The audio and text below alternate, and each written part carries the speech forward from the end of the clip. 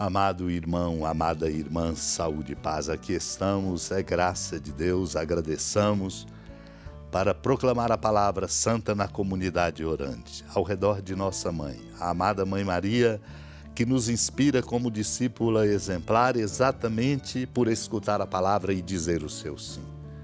E hoje celebramos também alguém muito especial na vida de todos nós, um tesouro para a igreja por ter se tocado profundamente pela palavra de Deus e vivido a sua vida numa compreensão que é sempre atual, nos desafia e nos interpela. Celebramos hoje o dia de São Vicente de Paulo.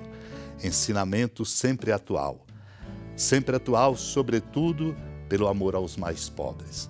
Unimos-nos à grande família vicentina pelo mundo afora, para que essa chama do amor aos pobres cresça sobretudo em nós.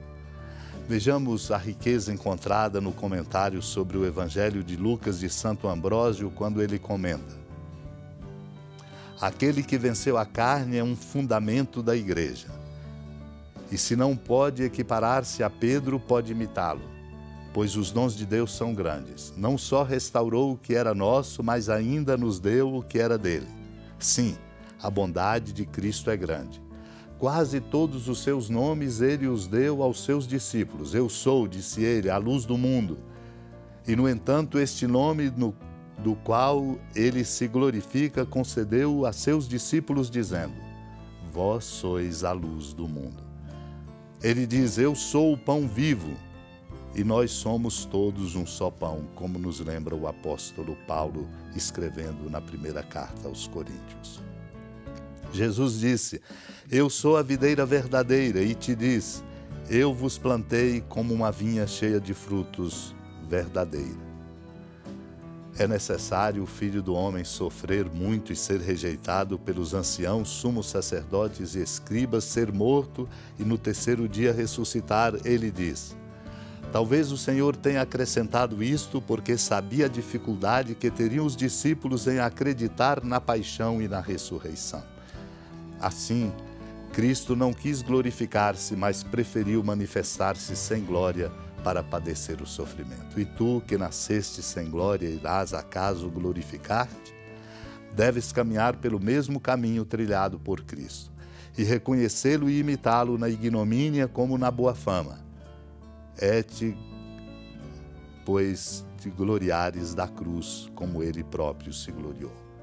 É este o esplendor da fé, compreender verdadeiramente a cruz de Cristo. Aconteceu que Jesus estava rezando num lugar retirado e os discípulos estavam com ele. Então Jesus perguntou-lhes: quem diz o povo que eu sou? Eles responderam: uns dizem que és João Batista, outros que és Elias, mas outros acham que és algum dos antigos profetas que ressuscitou. Mas Jesus perguntou: e vós, quem dizeis que eu sou? Pedro respondeu: o Cristo de Deus. Mas Jesus proibiu-lhes severamente que contassem isso a alguém. E acrescentou: o Filho do Homem deve sofrer muito, ser rejeitado pelos anciãos, pelos sumos sacerdotes e doutores da lei, deve ser morto e ressuscitar no terceiro dia. Amado irmão, amada irmã, o Senhor orava sempre.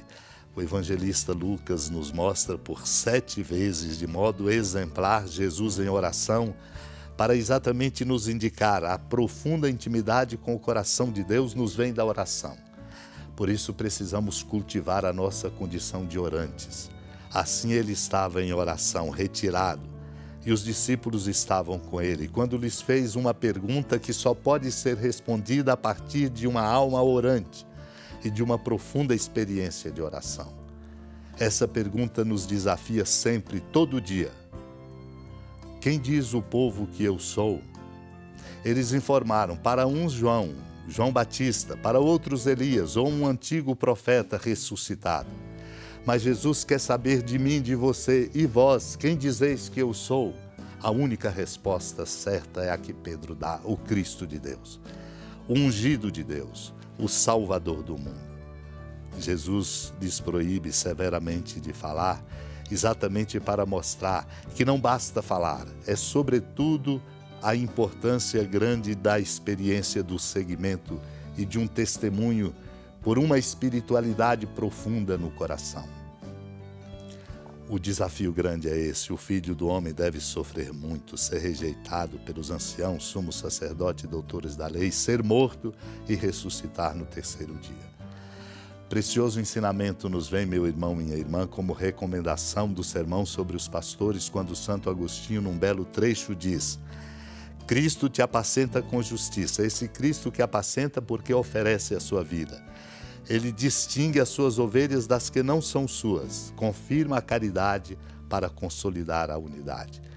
Exatamente para nos mostrar a resposta adequada: tu és o Cristo de Deus, se faz de modo especial e sobretudo pela caridade.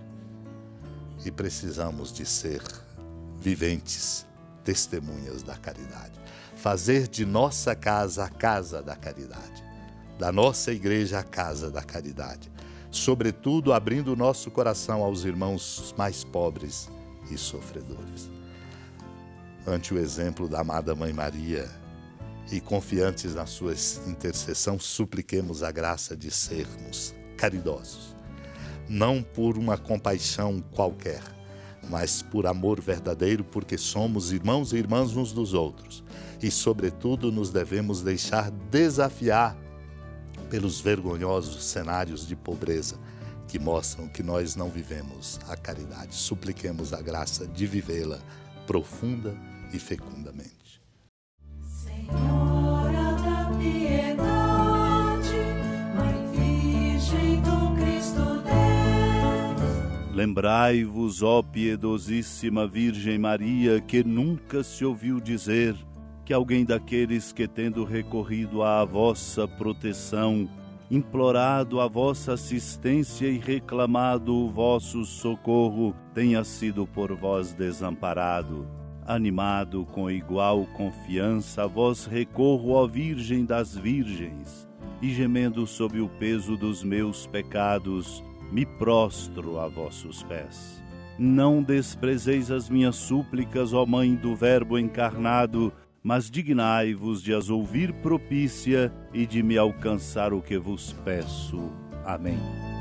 Feliz padroeira de um povo a lutar,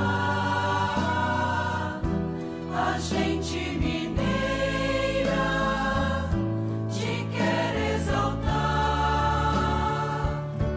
não só lá na serra, tu és esplendor de toda esta terra, também és fulgor.